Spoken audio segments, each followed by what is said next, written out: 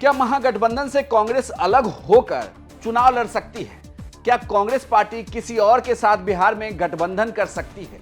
ये सवाल इसलिए उठने लगा है क्योंकि बिहार में महागठबंधन के अंदर सीट बंटवारे को लेकर लगातार खींचतान मची है।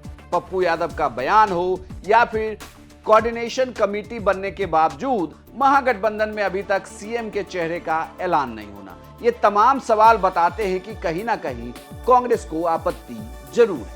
नमस्कार, प्रणाम, बिहार तक देख रहे हैं आप, मैं हूं आपके साथ इंद्र मोहन। दरअसल आपत्ति किस बात की है, इसके लिए आपको थोड़ा सा 2020 के चुनाव में जाना होगा। जब सीटों का बंटवारा हुआ 2020 के चुनाव में, तो आरजेडी 144 सीटों पर चुनाव लड़ती है, कांग्रेस 70 सीटों पर चुनाव लड़ती है, सीपीआई-एमएल 19 सीटों पर चुनाव लड़ती है, सीपीआई 6 सीटों पर और सीपीएम 4 सीटों पर चुनाव लड़ती है। 5 पार्टियां मिलकर चुनाव लड़ती हैं, लेकिन यहीं पर कांग्रेस को दी हुई 70 सीटें जो हैं वो आरजेडी को चुनाव परिणाम के बाद चुभने लगती है, क्योंकि 70 सीटों पर जीत के आते हैं सिर्फ 19। यहीं से समस्या शुरू होती है, जिसकी वजह से विवाद लंबा चलता है। खुद तेजस्वी यादव तक कहते हैं कि अगर हमने कांग्रेस को इतनी सीटें नहीं दी होती तो परिणाम कुछ और होते।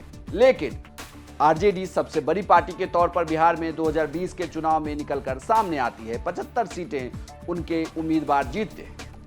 लेकिन अब मौजूदा 2025 में आ जाइए, जब बिहार में फिर से बिहार विधानसभा का चुनाव होने वाला है। इस बार बिहार में कांग्रेस भी जमीन से जुड़ना चाहती है। वो चाहती है कि उसके वोटर बढ़ें और उनकी सीटों की संख्या भी बढ़े। लेकिन वही महागठबंधन के अंदर चूंकि वीआईपी पार्टी की एंट्री हुई है, तो कहा जा रहा है कि सीटों के बंटवारे में कांग्रेस की सीटें कम हो जाएंगी। तो कांग्रेस की सीटें अगर कम होती है तो कांग्रेस के पास विकल्प क्या बचता है? कहा यह जा रहा है कि अगर सीटों का बंटवारा होता है 2025 के बिहार विधानसभा चुनाव को, तो आरजेडी जितनी सीटों पर 2020 में लड़ी वो 2025 में भी लड़ने जा रही है, यानी कि उनकी सीटें 144 तो रहेगी।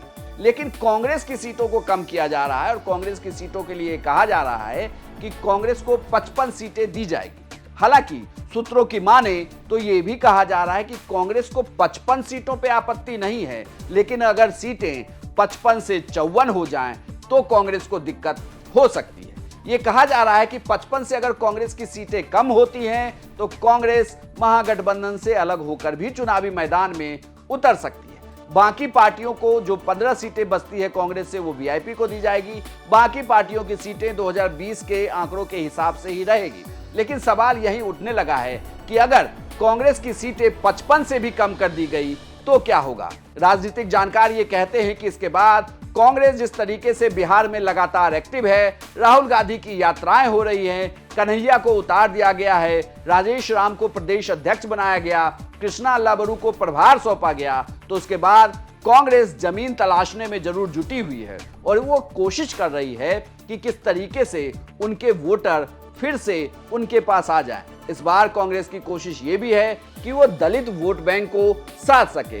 ये भी कहा जा रहा है कि अगर कांग्रेस की सीटें 55 से कम कर दी जाती है तो कांग्रेस चुनाव में अकेले उतर सकती है या फिर बिहार में मौजूद दूसरे पार्टियों के साथ वो गठबंधन में भी जा सकती है, जिसमें यह तय है कि एनडीए के साथ तो नहीं जाएगी, लेकिन दूसरे जो और घटक दल हैं उनके साथ वो चुनावी मैदान में उतर सकती है। यानी कि कांग्रेस की सीटें 55 से 54 हुई तो मुश्किल जरूर होगी महागठबंधन के लिए।